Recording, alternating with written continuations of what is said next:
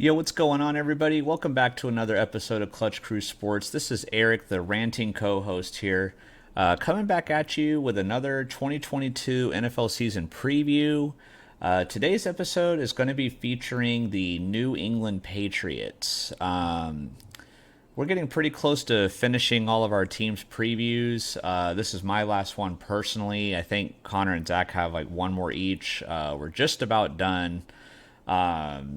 So I hope you guys have enjoyed all the work we've been putting into this and enjoying our episodes. Those of you that have been tuning in and leaving us comments and liking our videos and things like that, we're really grateful for that. It does mean a lot, and we appreciate the support. And hopefully, we'll continue to have your support going forward. So, with that being said, let me get into the New England Patriots here. So, just a lot of the storylines going on with New England. Just a lot of different things to talk about here. So I'm just going to go ahead and get right into it. I'll start with probably the most obvious one being Mac Jones. He's coming into his second season. There were a lot of rookie quarterbacks, a lot of first round, rookie quarterbacks last year, and a couple of other rookie quarterbacks that played. But Mac Jones overall was definitely the most impressive out of the rookie quarterbacks.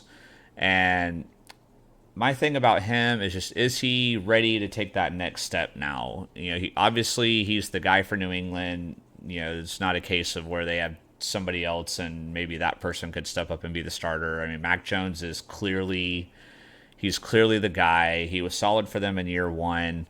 And is he going to be able to do it in year two? For me, I'm not too sure. I mean, out of all the rookie quarterbacks last year that played a lot of time, he by far had the best supporting cast around him. The only one that I would argue had a better one was Trey Lance, but he only played in a couple games. Out of all the ones that started the majority of the games, Mac Jones easily had the best cast around him. Overall, though, I don't think his surrounding cast necessarily got better. They pretty much stayed the same. New England spent a ton of money in free agency last year, which pretty much dried up their salary cap. So it wasn't like they had a lot of money to make a lot of moves or anything. But regardless, I mean, the Patriots still have a fairly solid offense around him, and I still think Mac Jones is going to be pretty good. I expect him to be about where he was last year, maybe slightly better. I mean, that's going to lead me into my next storyline here, which is going to be what is the Patriots offense going to look like in 2022? Obviously, Mac Jones is a big part of that. But I expect the Patriots to do pretty similar to what they did last year. I expect them to be, pretty run heavy offense. They've got some decent wide receiver talent on the team. They got rid of some of the receivers that weren't contributing, and then they brought in Devontae Parker. So I think that's going to be a solid piece for them. I don't think New England has like a true wide receiver one on the team, but as you can see in my picture here for them on the bottom left, they've got Jonnu Smith and Hunter Henry at tight end. Jonnu Smith underwhelmed a little bit last year, but overall was okay. I don't think he, met the expectations that were expected of him, but overall he did okay. Hunter Henry was pretty solid. And New England has a pretty good running attack. I expect New England to be a very run-heavy offense, much like they were for portions of games in last season. And like I said about Mac Jones, I expect him to still be pretty good. I mean, he struggled coming out of the gate, like pretty much all the rookie quarterbacks did, but he definitely separated himself in the second half of the season, playing a lot better than the rest of the rookies, and I think he's still going to be pretty good. So overall, I think this Patriots offense will be pretty solid. If they do go super run heavy, I do worry about the potential of how that could be for them if they're trying to make a playoff run. If they make the playoffs, the only problem I don't mind run heavy offenses. When my Jags were good in 2017, they were a run heavy offense. But the problem with that, my only problem with that is if you get behind, when your plan is to run the ball a lot, if you get behind early in the game, it's really hard to overcome that. So, I want to see if the Patriots have games where they get behind. Is Mac Jones going to be able to help lead them to comeback wins? And then moving on to the next storyline about Bill Belichick. Can he lead this Patriots team, back to glory? Can he get them back to the Super Bowl? I think there's a lot of people doubting him. I mean, ever since Brady left, the whole thing was it Brady that made the Patriots good, or did Belichick make Brady look good with the system? And so far, obviously, Brady has had a lot more success since he left versus what Belichick has had. But at the same time, Brady went to a stacked team in Tampa, with the weapons they had, and then of course everybody wanted to go play there and play with him. They brought in a lot of talent after he went there as well. The Patriots did not have a very great roster after Brady left, which is why they had such a bad first season without him. But getting Mac Jones and then spending all that money they spent in free agency, the Patriots definitely got better. My main concern about Belichick, though, like especially ever since Brady left, I feel like he's made a lot of questionable draft choices, like trading out of the first round sometimes, and not like even the offensive lineman they drafted in the draft this year. Like a lot of people had not even heard of him, and I think a lot of people projected him to go in like the third or fourth round, but the Patriots took him in the first. Like they're just some weird decision making with the draft, and I don't know how that's gonna affect the Patriots going forward. But I think overall, though, they have enough veteran presence on this team to still be pretty good, which is going to lead me to my next point. I talked about the offense already. But then what about the Patriots defense? Are they still elite? They've had some really good seasons these last couple years. I remember there was one year a couple years ago where, like, in fantasy football, out of all the defenses, like, they were by far the highest because of how many, like, pick sixes and sacks they were getting and stuff like that. But I'm not going to call them elite necessarily, like top 5 elite, but overall, I still think they're a solid, like, top 10 to top 15 defense. They're definitely above average. And I expect good things out of the defense as well. Some of their guys, like who I got pictured here, like Devin McCourty and Matthew Judon, they're starting to get a little bit up there in age, but I will say Matthew Judon was a great addition for them when they brought him in. He's definitely helped up their pass rush.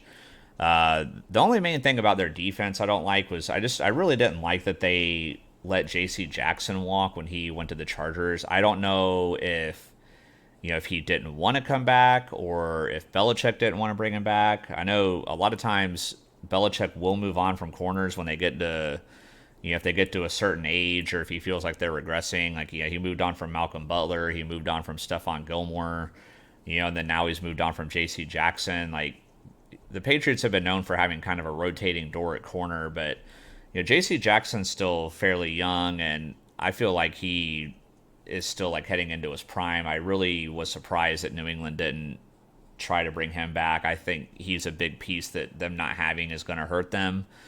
But overall, I still think this defense is pretty good. I expect them to, help them win some games, and I don't think there's going to be very many games when they lose where it's going to be like, oh man, their defense was just awful, that's why they lost. I think the defense is going to be pretty good. So with that being said, we're going to take a look at their schedule now.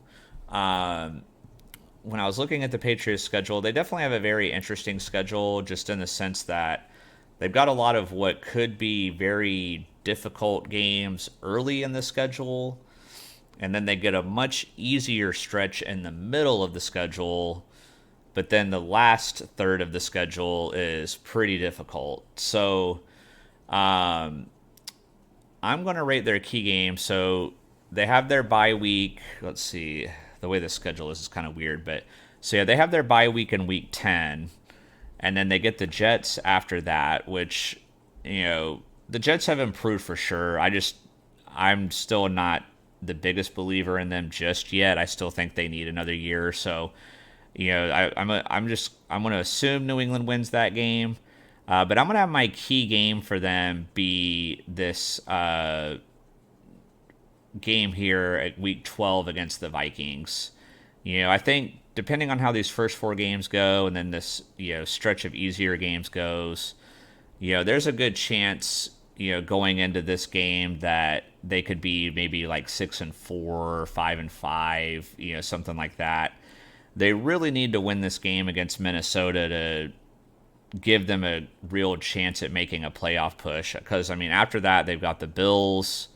They go on the road to the Cardinals, on the road to the Raiders, at home versus the Bengals, who were just in the Super Bowl, and then two divisional games between the Dolphins and then the Bills again to end the season. And there may not be very many wins here in this last stretch of games for New England. And I feel like if they lose that game up against Minnesota going into this hard stretch, that could be really bad for them. So that's why I feel like this is such an important game for the Patriots.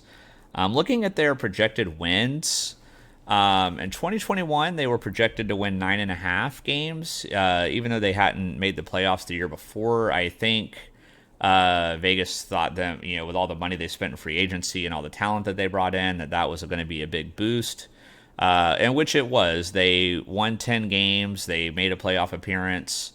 Vegas pretty much, I swear, like almost every team that I've done, like Vegas was like right on the money with their 2021 wins. That's kind of crazy, but I think only like maybe one of the teams I did, they were off by more than 2 games, which is nuts. But Vegas got that one right. For 2022, they had the Patriots projected at 8.5. So they've got them projected at 1 game less than what they projected them at last year. I think the main reason for that is just going to be because of how good the AFC got overall as a whole. And their divisional rival, the Dolphins, definitely got better. The Jets got better. So I think that's some of the factors that went into their decision there. But my 2022 prediction for the Patriots is going to be that they're going to go over the 8.5. I don't think it'll be by much over that. I think they're going to win 9, but maybe could get 10 games. I just think their schedule is going to be a little too difficult. I think they're going to compete for a wild card spot. But like I said, I feel like their offense, unless Mac Jones just takes a huge step in his game, I feel like their offense relying on the run heavy attack is going to be a little too limited. And that's what I think is going to prevent them from, making a push at, winning the AFC East. I just think the Bills are way too good. I do think they have a good chance to get second in the division, though. I think most people have the Bills and the Dolphins at the top of the division. As I talked about when I did my Dolphins preview, I'm just not the biggest Tua believer at the moment, but they do have a great team. I on paper, the Dolphins are better than the Patriots, but obviously the Patriots have a coaching edge over them, and I think they have a quarterback edge over them, although it's not a huge quarterback edge, but I would take Mac Jones over Tua. So I think the Patriots do have a chance, and the Jets I just don't think are quite ready yet. If Zach Wilson improves, then I'll definitely be a believer in them in the next season or so, but I'm just not quite a believer in them just yet. And the Jets have a brutal schedule too. But like I said, I think the Patriots get 9 or 10 games. I think they compete for a wild card spot. I think their ceiling, though, is going to be a first-round exit, but I am higher on the Patriots than most. I see a lot of people that are just I even saw some Patriots fans on Twitter that were like, "Oh, we're screwed this season," or "There's no way we're going to be any good." And I don't know. I disagree with that. Maybe I'm crazy, but I think the Patriots will be solid. So, all right, guys, that's going to wrap it up. Like I said, this is my last NFL preview that I'm doing. Connor and Zach have one more each as well, I believe. So we're almost done. If you've missed your favorite team, go back and check it out.